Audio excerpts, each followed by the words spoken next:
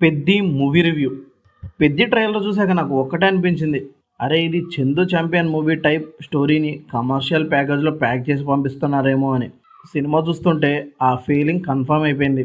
Overall cinema విషయానికి వస్తే నాకు ఓకే ఓకే అనిపించింది. అలా అని తీసేసే బొమ్మ అయితే కాదు, కానీ ఎక్స్పెక్ట్ చేసినంత మాత్రం లేదు. బుచ్చిబాబు క్యాస్టింగ్ చూసి ఏదో కొత్తగా ట్రై చేస్తాడనుకున్నా, కానీ మా నాన్న సేఫ్ గేమే ఆడాడు. ట్రైలర్ చూసినప్పుడే క్లారిటీ వచ్చింది, కానీ ఏమో సినిమాలో ఇంకేదైనా సర్ప్రైజ్ ఉంటుందేమో అని హోప్ పెట్టుకున్నా, కానీ ఫైనల్గా రొటీన్ కమర్షియల్ బొమ్మలాగే అనిపించింది. పెద్దిలో నాకు బాగా నచ్చింది ఏంటంటే రామ్ చరణ్ గారి పర్ఫార్మెన్స్.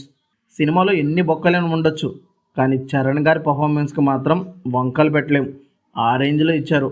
సినిమా ఎలా ఉన్నా ఆయన స్క్రీన్ మీద కనిపిస్తే మనం ఆటోమేటిక్గా చూస్తూనే ఉంటాం.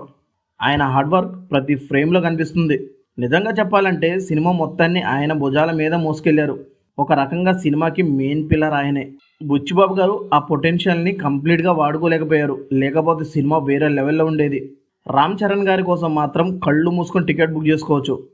ఏఆర్ రెహమాన్ సార్ మ్యూజిక్ గురించి మాట్లాడాలంటే ట్రైలర్లో మ్యూజిక్ కొంచెం డిసప్పాయింట్ చేసింది.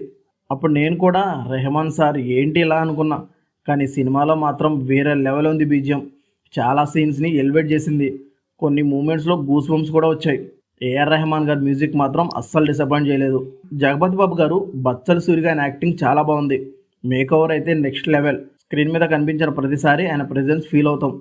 శివరాజ్ కుమార్ గారు ఆయన ఉన్న సీన్స్ ఆల్మోస్ట్ అన్నీ బాగున్నాయి. చిన్న రోల్ అయినా ఇంపాక్ట్ మాత్రం ఉంది. ఇవే నాకు సినిమాలో నచ్చిన పాయింట్స్. ఇక నెగిటివ్స్ గురించి మాట్లాడుకుంటే స్టోరీ చాలా ప్రెడిక్టబుల్గా ఉంటుంది. కొన్ని సీన్స్ రాకముందే నెక్స్ట్ ఏం జరుగుతుందో గెస్ చేయొచ్చు. చాలా చోట్ల పేస్ స్లో అనిపించింది, బోర్ కూడా కొడుతుంది. జాన్వీ కపూర్ రోల్ బ్రో, నిజంగా చెప్పాలంటే ఆ రోల్ ఎందుకుందో నాకు ఇప్పటికీ అర్థం కాలేదు. బొచ్చిబాబు గారు అది ఇది కట్ చేయడం బదులు ఈమె సీన్స్ని కొంచెం కట్ చేసి ఉంటే ఇంకా క్రిస్ప్గా ఉండేది అనిపించింది. మోస్ట్లీ గ్లామర్ షో కోసమే తీసుకున్నట్టు అనిపించింది. మున్నాభాయ్ క్యారెక్టర్ కూడా పెద్దగా వర్కౌట్ అవ్వలేదు నాకు. అలాగే మూవీ కోర్ ఎమోషన్స్ కూడా నాకు జస్ట్ ఓకే అనిపించాయి.